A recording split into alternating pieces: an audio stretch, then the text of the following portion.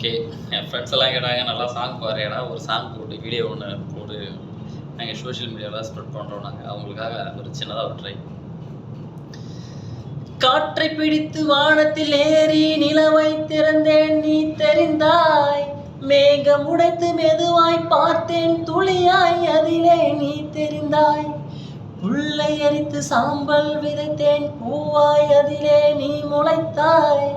கடலை பிடித்து நுரைகள் வடித்தேன் நுரைகள் முழுதும் நீ தெரிந்தாய். நீ கேட்டால் போதுமடி என் உயிரை பரிசளிப்பேன். நீ கேட்டால் போதுமடி என் உயிரை பரிசளிப்பேன்.